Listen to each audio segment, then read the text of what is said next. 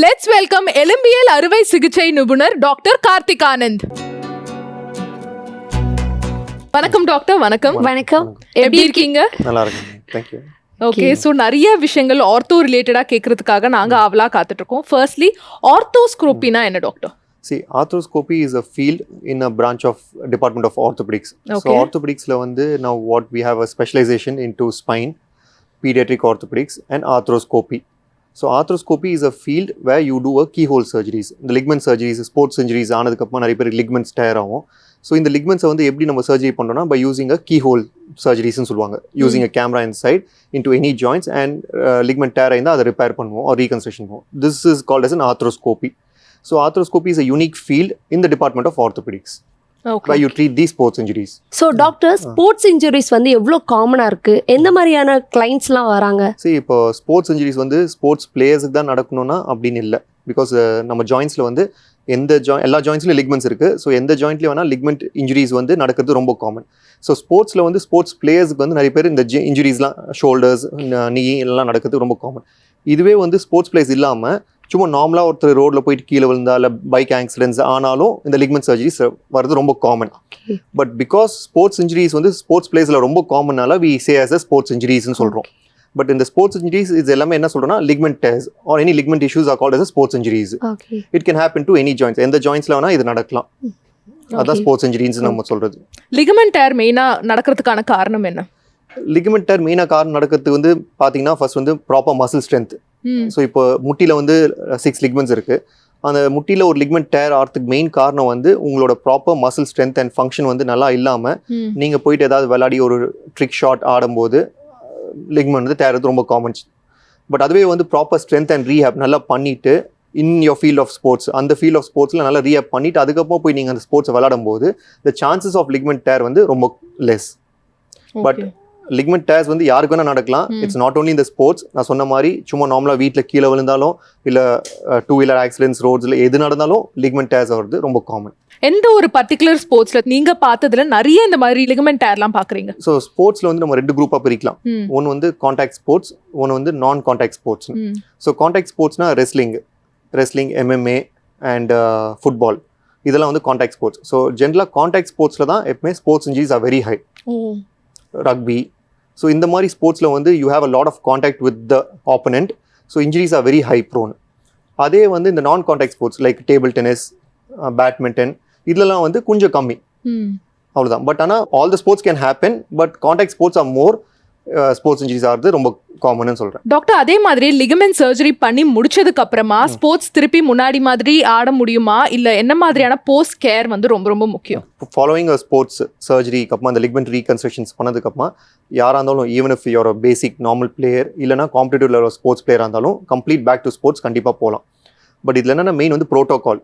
அந்த protocol sports rehab ப்ரோட்டோகால்னு சொல்லுவோம்.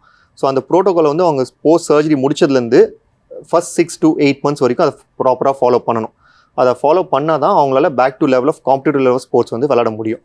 So அந்த 6 to 8 months அந்த ஏன் அந்த பீரியட் கொடுக்குறோன்னா we divide that rehab into 3 phases. So first 3 months ஒரு phase which will be more of mobility phase சொல்லுவாங்க. mobility and little slow strengthening part. Second phase வந்து agility and endurance program. Third face வந்து sports rehab program. So இந்த 3 ஃபேஸையும் அவங்க cover பண்ணாதான் when the sports player goes back to the playing sports, the chances of that ligament injury is little less.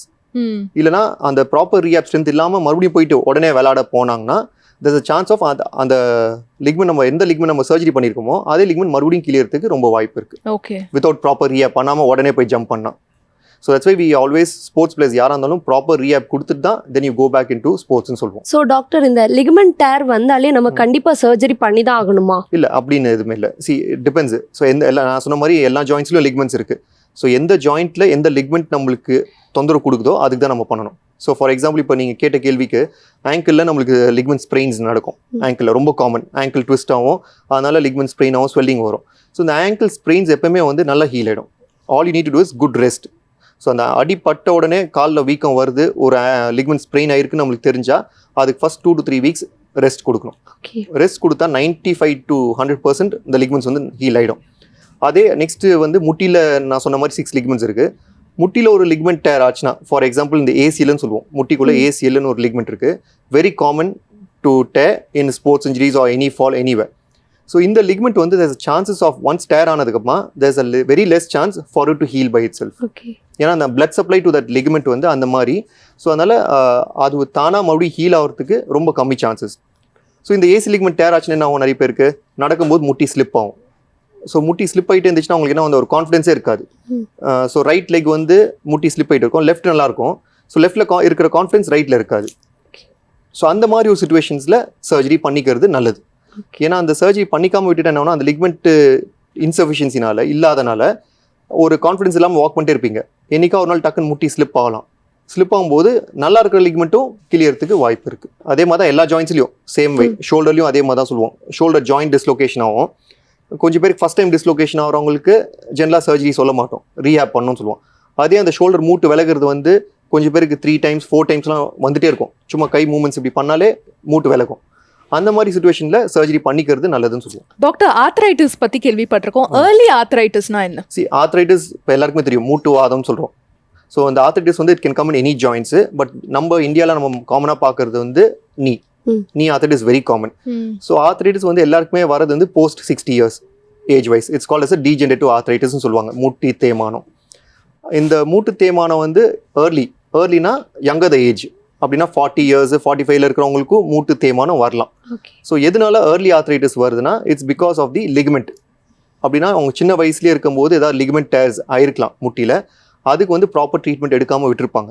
So அந்த ligament டேரோடயே இருந்து அவங்களோட daily activities R sports அதை விளையாடிட்டே இருப்பாங்க. அதை சரியாக ட்ரீட்மெண்ட் எடுக்காமல் இருக்கனால ஏர்லி ஆர்த்ரைட்டிஸ் வந்துடும். ஏன்னா முட்டிக்குள்ளே இருக்கிற லிகமெண்ட்ஸ் நல்லா இருந்தால் தான் அந்த முட்டிக்குள்ளே இருக்கிற ஜவ்வு, அந்த கார்டிலேஜ்னு சொல்கிறோம், குருத்தெலும்புன்னு சொல்லுவோம், அந்த குருத்தெலும்பு வந்து நல்லாயிருக்கும். ஸோ உள்ளே இருக்கிற லிக்மெண்ட் சரியாக வேலை செய்யலைன்னா டேமேஜ் எல்லாம் வந்து கார்டிலேஜில் விழும். அதனால ஏர்லி ஆர்த்ரைட்டிஸ் வரும். இந்த ஏர்லி ஆர்த்ரைட்டிஸ் வராமல் இருக்கிறதுக்கு என்ன மாதிரியான லைஃப் ஸ்டைல் ஃபாலோ பண்ணால் பெட்டர்? ஏர்லி ஆர்த்ரைட்டிஸ் வராமல் இருக்கிறதுக்கு ஃபஸ்ட்டு வந்து நீங்கள் இப்போ for example I'll give you an example, 25 to 30s இருக்கீங்க. If you get a pain, முட்டியில் வலி வருது அப்படின்னா எதனால அந்த வலி வருதுன்னு தெரிஞ்சுக்கணும் ஃபஸ்ட்டு. ஃபார் எக்ஸாம்பிள் இப்போ நீங்கள் ஸ்போர்ட்ஸ் பிளேயர் ஆர் ஏதாவது கீழே விழுந்தனால அந்த வலி வந்துச்சுன்னா அந்த வலிக்கு எதனால வந்துச்சு அதுக்கு ட்ரீட்மெண்ட் எடுக்கணும். அதை ட்ரீட்மெண்ட் எடுக்காமல் அதை அப்படியே கண்டுக்காமல் அப்படியே விட்டுட்டா it can lead to early arthritis. So any point of time any knee pain or any issues அதை வந்து இமீடியட்டாக சார்ட் அவுட் பண்ணணும். அதை பண்ணாதான் அந்த டேமேஜ் என்ன டேமேஜ் இருக்கோ அது வந்து ப்ராக்ரஸ் ஆகாமல் நம்ம பார்த்துக்கலாம். ஸோ ஃபர்ஸ்ட் வந்து will be proper strengthening exercise, rehab நல்லா பண்ணணும். ஸோ ஒரு இஷ்யூ இருக்குது அப்படின்னா அதுக்கு வந்து ரீஹேப் ஸ்ட்ரென்த்னிங் எக்ஸசைஸ் பண்ணணும் முட்டியில். ஸோ ஸ்ட்ரென்த்னிங் எக்ஸசைஸ் ரெகுலராக பண்ணிகிட்டே இருந்தால் your muscles will strength up, loading in to the நீ ஜாயிண்ட் வில் பி லெஸ். முட்டியில் போகிற லோடு கம்மியாகும். ஸோ அதனால் என்ன ஆகணும், அந்த முட்டியில் இருக்க அந்த கார்டிலேஜ் அந்த குருத்தெலும்பு டேமேஜ் வந்து கம்மியிட்டே வரும். ஸோ இதை நிறைய பேர் இதை ஃபாலோ பண்ணாங்கன்னா ஏர்லி ஆர்த்ரைட்டிஸை கண்டிப்பாக தடுக்கலாம். ஸோ டாக்டர், எவ்வளோ டைப்ஸ் ஆஃப் ஆர்த்ரைட்டிஸ் இருக்குது? ஆர்த்ரைட்டிஸ் வந்து there are 2 types. One is rheumatoid arthritis and other one is the osteoarthritis னு சொல்லுவோம். ஸோ osteoarthritis தான் இப்போ நான் சொன்னது வந்து முட்டி தேய்மானம்னு சொல்கிறோம்ல, அந்த மாதிரி அந்த முட்டி தேய்மானம் வந்து எல்லா ஜாயின்ஸ்லேயும் வரலாம். ஷோல்டர், ஹிப், நீ அண்ட் ஆங்கிள் எந்த ஜாயின்ஸில் வேணால் வரலாம். ஸோ இது வந்து ஆஸ்டியோஆர்த்ரைட்டிஸ்னு சொல்லுவோம். நெக்ஸ்ட் வந்து ருமட்டாய்டு ஆர்த்ரைட்டிஸ். ருமட்டாய்டு ஆர்த்ரைட்டிஸ்னா மூட்டு வாதம்னு சொல்லுவாங்க. ஸோ அந்த மூட்டு வாதம் வந்து ஏதாவது ஒரு ஸ்மால் ஜாயின்ஸ்லேருந்து ஆரம்பிச்சு அப்புறம் லார்ஜர் ஜாயின்ஸுக்கு போகும். ஸோ இந்த ருமட்டாய்டு ஆர்த்ரைட்டிஸ் வந்து காமனாக பார்த்தீங்கன்னா மக்களுக்கு வந்து ஃபஸ்ட்டு வந்து கை விரல் இல்லைனா கால் விரலில் ஃபஸ்ட்டு ஆரம்பிக்கும், ஸ்மால் ஜாயின்ட்ஸ்னு சொல்லுவாங்க. அப்புறம் then it can go in to a larger joints. So that is a completely different rheumatoid arthritis. So நாங்கள் பேசிக்காக ஆஸ் அன் ஆர்த்தோபெடிக் சர்ஜன் நாங்கள் ரொம்ப காமனாக பார்க்குறது வந்து ஆஸ்டியோஆர்த்ரைட்டிஸ். ஸோ இந்த மாதிரி ஸ்போர்ட்ஸ்லாம் இருக்காங்க, ரொம்ப ஆக்டிவான லைஃப் ஸ்டைல்லாம் வாழறாங்கன்னா ஆர்த்ரைட்டிஸ் வரது வந்து டிலே ஆகுமா? சரி, அதான் நான் சொன்ன மாதிரி ஸ்போர்ட்ஸ் விளாட்றனால ஆர்த்ரைட்டிஸ் வரது டிலே ஆகும் அப்படிலாம் இல்லை.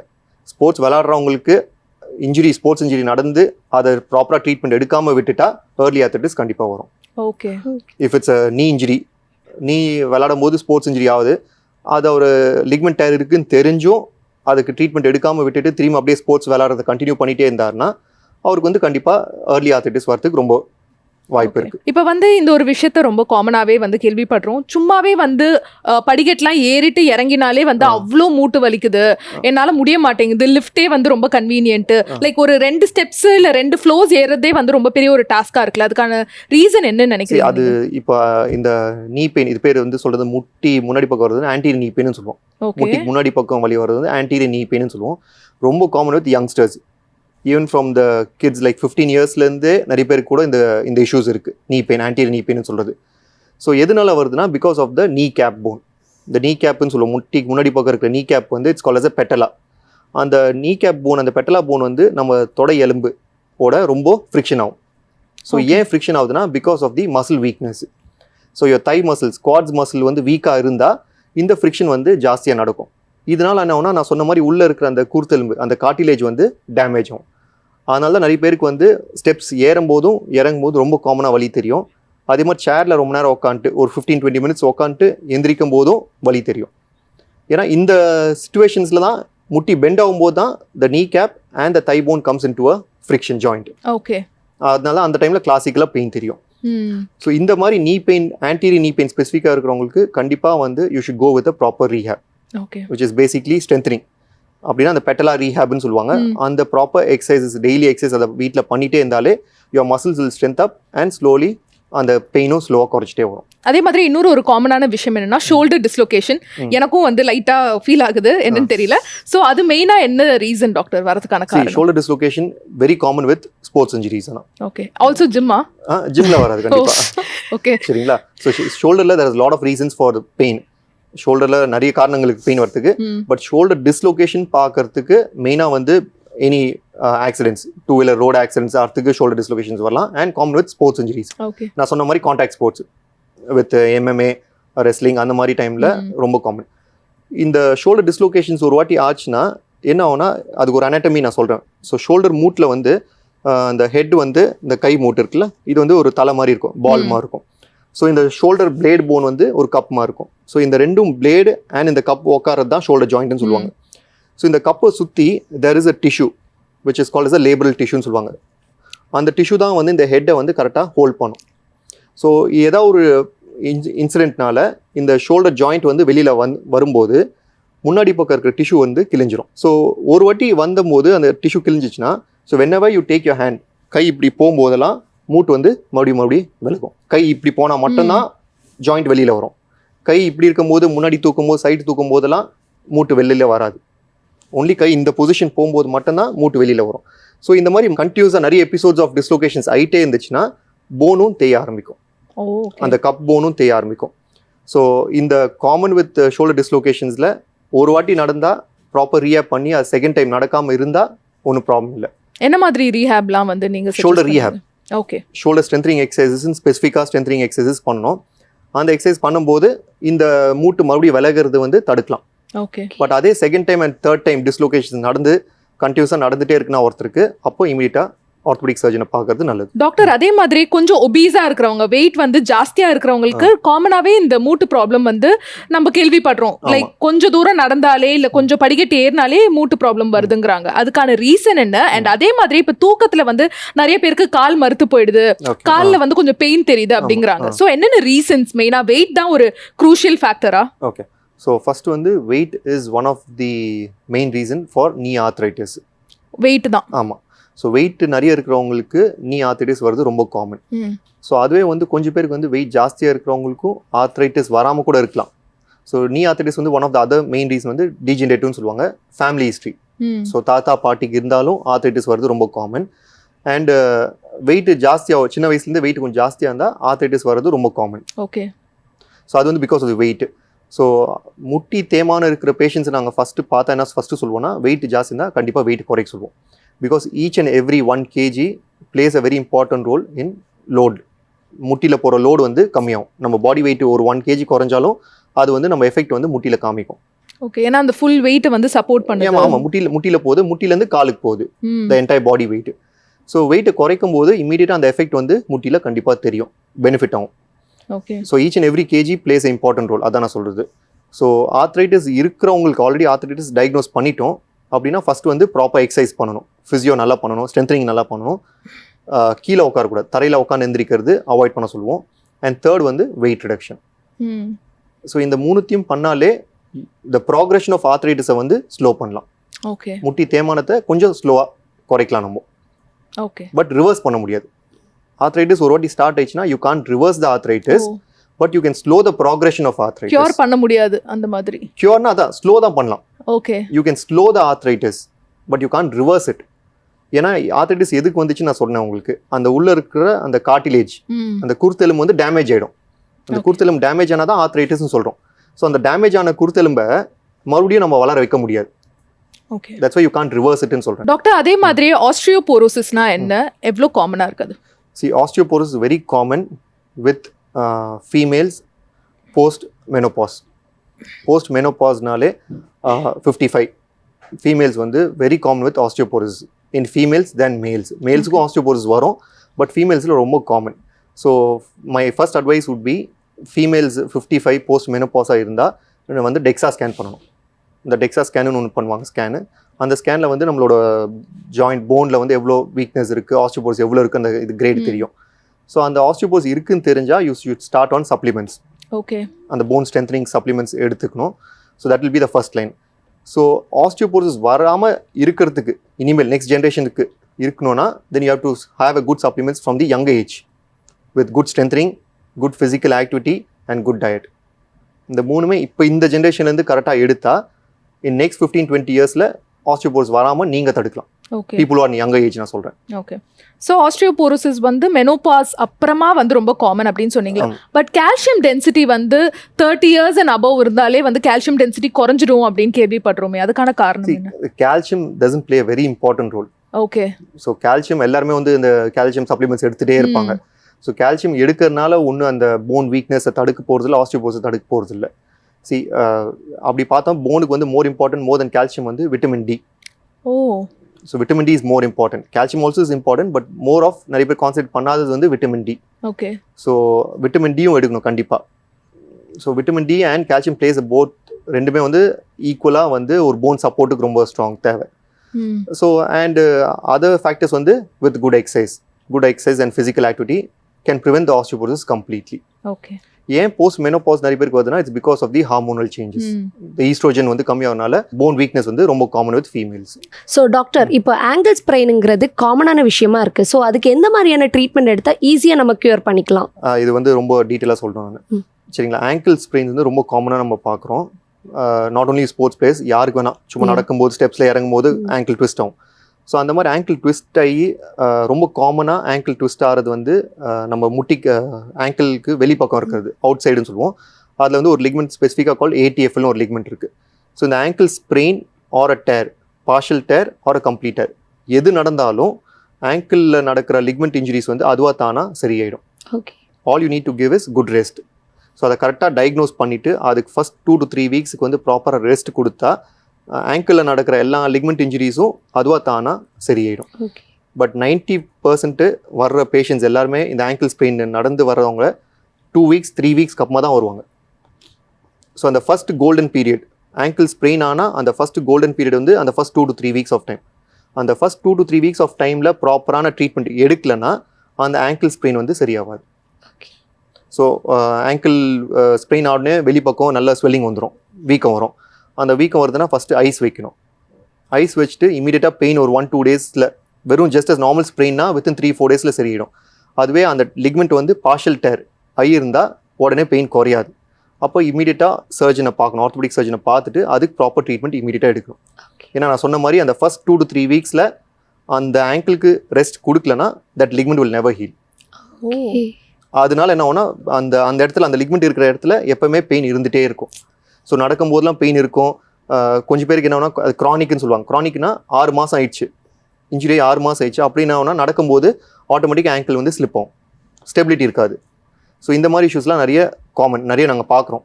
அதனால் ஸ்பெசிஃபிக்காக I want to tell. So ankle injuries or sprains எதுவாக இருந்தாலும் அதை சிம்பிளாக எடுத்துக்கவே கூடாது. Even if it's sprain also அதுக்கு இமீடியட் ரெஸ்ட் கொடுத்தா மட்டும்தான் இட் வில் ஹீல்.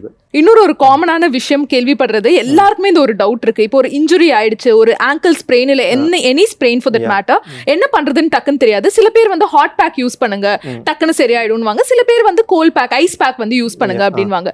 எதுதான் யூஸ் பண்ணணும் டாக்டர்? சி சிம்பிள். இப்போ ankle sprain any ligament injuries or any sprains, இந்த இன்னைக்கு அடிபடுதுன்னா அது பேர் வந்து அக்யூட். ஸோ இன்னிலேருந்து அந்த ஃபர்ஸ்ட் 1 வீக்குக்கு வந்து ஐஸ் வைக்கணும். ஸோ இன்னைக்கு அடிப்படுதுன்னா இன்னிலேருந்து ஃபர்ஸ்ட் 1 வீக் எங்கே முட்டியில் கால் எங்கே வந்தாலும் ஐஸ் ஃபர்ஸ்ட் வைக்கணும். ஏன்னா இப்போ எந்த இடத்துலையும் ஒரு ஆங்கிள் ஸ்ப்ரெயின் ஆனால் ஃபர்ஸ்ட் என்ன ஆகும், ஸ்வெல்லிங் வரும். ஸோ அந்த ஸ்வெல்லிங் இன்ஃப்ளமேஷனை குறைக்கிறதுக்கு தான் நம்ம வந்து ஐஸ் வைக்கிறோம். இது வந்து ஃபர்ஸ்ட் அக்யூட் ஸ்டேஜஸ். இதே க்ரானிக், கொஞ்சம் பேருக்கு பேக் பெயின் இருக்கும், நெக் பெயின் இருக்கும், இந்த மசில் டைட்னஸ்லாம் இருக்கும். அந்த மாதிரி இடத்துல வந்து ஹாட் பேக்ஸ் வைக்க சொல்லுவோம். ஏன்னா ஹாட் பேக்ஸ் வந்து கொஞ்சம் சூதிங்காக இருக்கும். ஸோ அந்த மசில்ஸை வந்து கொஞ்சம் ரிகவரி, கொஞ்சம் ஃப்ரீனஸ் கொடுக்கும். அதனால வந்து அது வந்து க்ரானிக் கண்டிஷன் சொல்கிறோம். ஸோ ரொம்ப நாளாக இருக்குது வலி, ஸோ அந்த மசிலை கொஞ்சம் ரிலாக்ஸ் பண்ணுறதுக்கு ஹாட் பேக்ஸ் வைக்கணும். ஸோ இதுதான் டிஃப்ரென்ஸு. ஐஸ் எப்போ வைக்கணும், ஹாட் எப்போ வைக்கணும். எனி அக்யூட் ஸ்ப்ரெயின்ஸு, ஒரு அடிப்படுது உடனே வந்து ஃபர்ஸ்ட் ஐஸ் வைங்க. ரொம்ப நாளாக வலி இருக்குது, ஸோ அது வந்து ஹாட் பேக்ஸ் வைக்கலாம். Which is very common with the back issues. Back pains நிறைய பேர் வந்து ரொம்ப காமனாக இருக்கிறவங்களுக்கு ஹாட் பேக்ஸ் நல்லா கேட்கும். அதே மாதிரி நியூட்ரிஷன் பற்றி பேசலாம். நியூட்ரிஷன் வரும்போது நார்மல் ஜென்ரல் பீப்புள் வந்து என்ன மாதிரியான நியூட்ரிஷன் ஃபாலோ பண்ணும், ஸ்போர்ட்ஸில் இருக்கிற பீப்புள் வந்து என்ன மாதிரியான நியூட்ரிஷன் வந்து எடுத்துக்கணும்? ஸோ நியூட்ரிஷன் ஃபஸ்ட்டு வந்து normal person or a sports person you need to take a balance diet. Proper balance diet எடுக்கணும் எல்லாருமே. ஸோ பேலன்ஸ் டயட்னு பார்த்தா ஒரு நாளைக்கு வந்து carbohydrates, good amount of carbohydrates, proteins and good amount of fat எல்லாமே மிக்ஸ்டாக இருக்கணும் with all the vitamins and minerals. So அது ஒரு நார்மல் பர்சனாக இருந்தாலும் இல்லை ஸ்போர்ட்ஸாக இருந்தாலும் யாரும், ஏன்னா it depends from person to person. இப்போ ஒரு ஸ்போர்ட்ஸ் பிளேயர்னா he needs to take more calories depending on sport, வந்து நிறைய கேலரிஸ் எடுக்கணும். நம்ம normal day to day work பண்ணுறவங்களுக்கு உங்களுக்கு வந்து 1500 to 2000 கேலரிஸ் தேவைன்னா அதுக்கு அந்த அமௌண்ட் ஆஃப் கேலரிஸ் எடுக்கணும். பட் எல்லாருக்குமே வந்து ப்ராப்பர் பேலன்ஸ் டயட் தேவை. ஸோ அந்த பேலன்ஸ் டயட்னு பார்க்கும்போது the first thing to cut is outside food. Outside food and junk foods வந்து கம்ப்ளீட்டாக கட் டவுன் பண்ணணும். இது எல்லாருக்குமே காமனாக சொல்கிறேன் நான். So outside food and junk food கம்ப்ளீட்டாக கட் டவுன் பண்ணாலே your metabolism, body metabolism will be perfect.